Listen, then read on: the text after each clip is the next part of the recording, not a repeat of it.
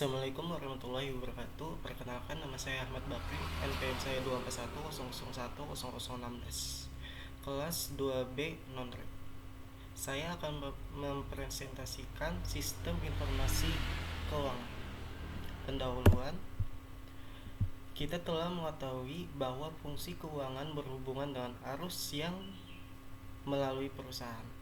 Pertama, diperoleh uang yang cukup untuk mendukung kegiatan manufaktur, pemasaran, dan kegiatan lain. Kemudian dana ini perlu dikendalikan untuk memastikan agar dana tersebut digunakan dengan cara yang paling efektif. Semua manajer dalam perusahaan memiliki tanggung jawab keuangan.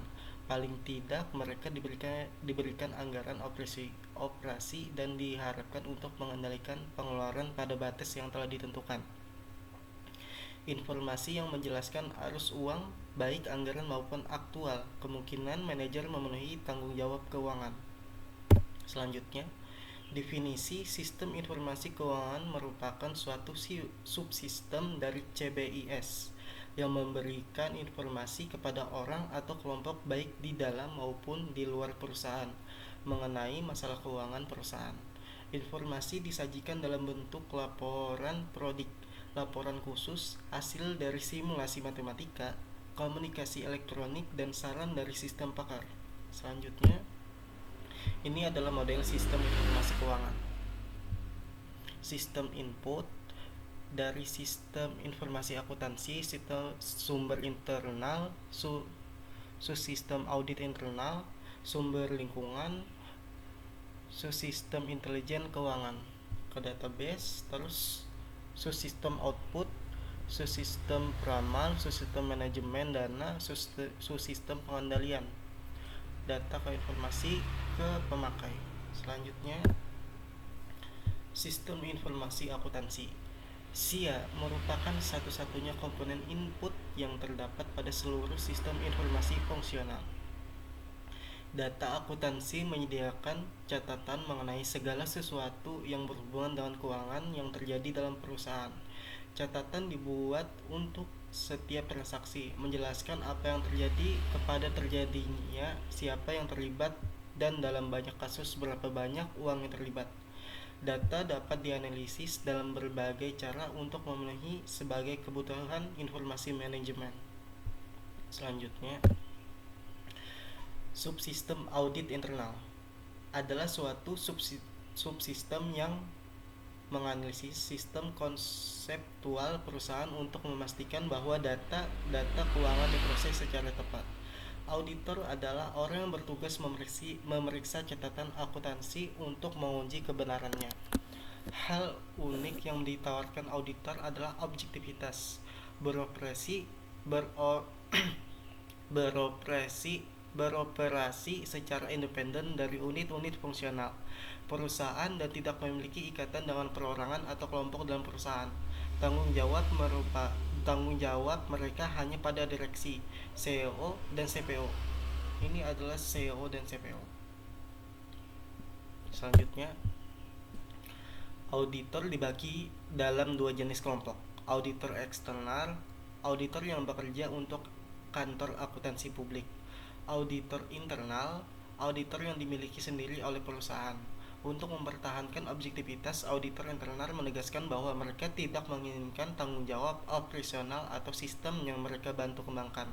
Mereka membuat saran-saran kepada manajemen, dan manajemen memutuskan apakah akan menerapkan saran tersebut.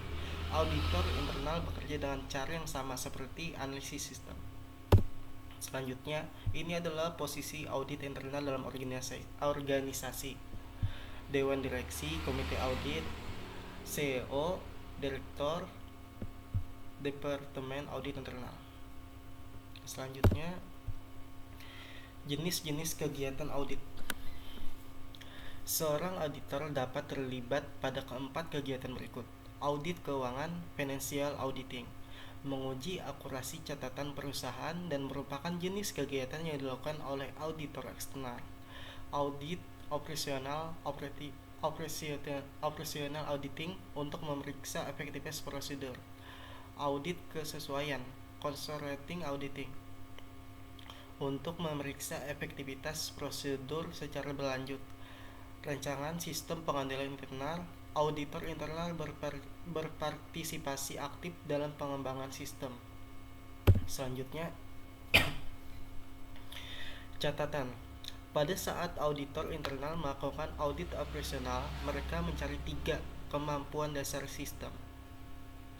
Pengendalian yang memadai, apakah sistem yang dirancang untuk mencegah, mendeteksi, atau mengkoreksi kesalahan.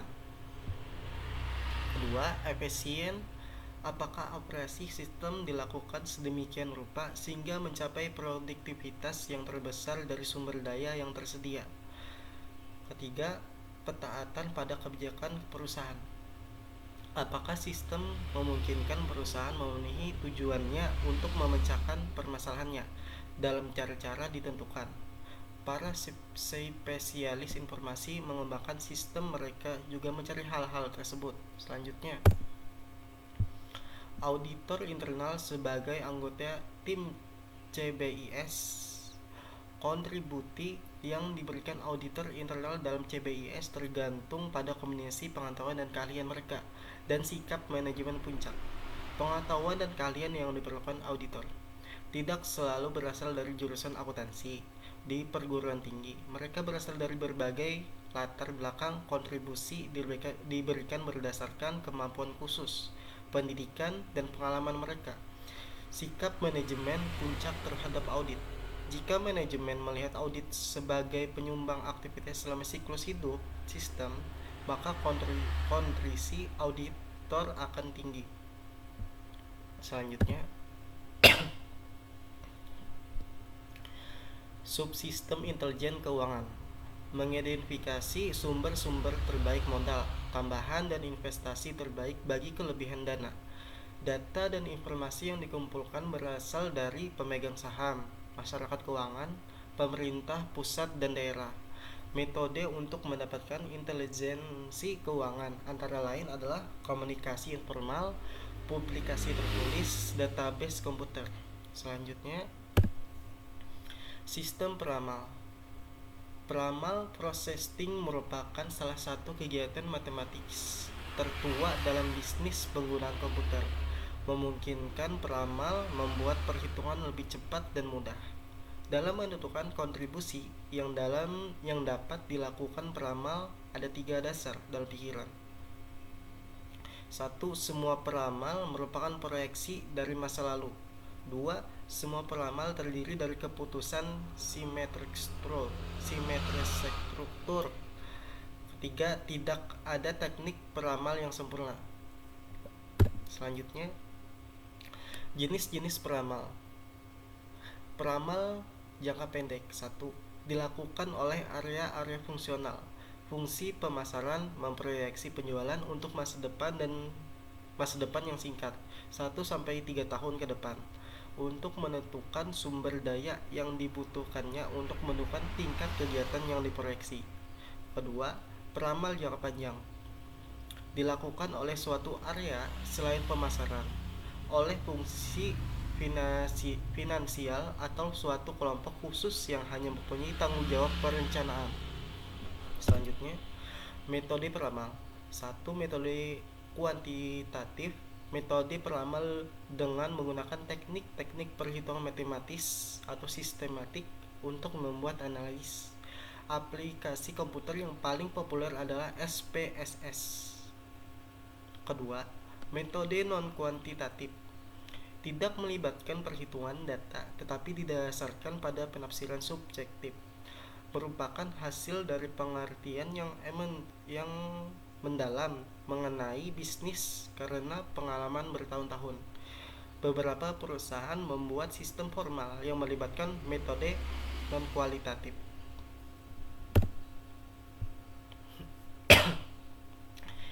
Tiga sistem formal meliputi teknik konsensus panel, terdiri dari kelompok pakar yang secara terbuka mendiskualifikasikan faktor-faktor berhubungan dengan masa depan mencapai proyeksi tunggal berdasarkan kombinasi input.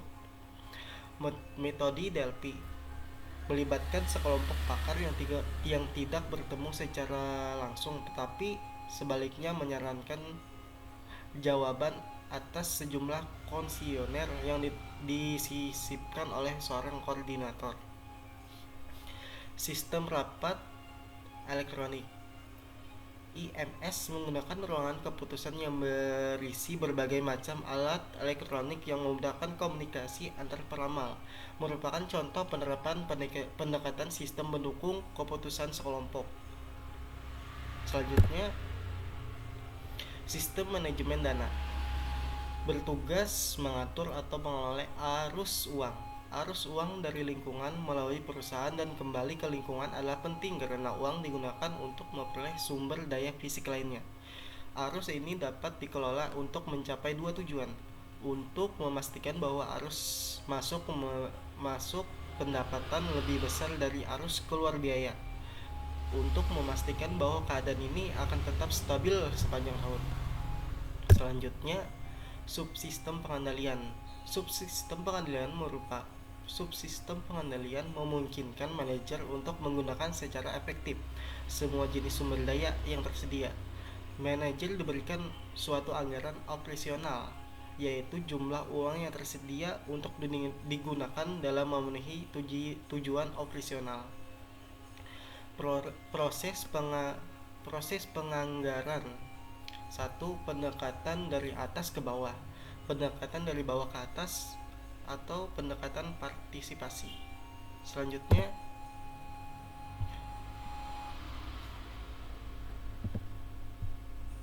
materi selanjutnya sistem informasi sumber daya manusia. Sudah sampai sini. Assalamualaikum warahmatullahi wabarakatuh.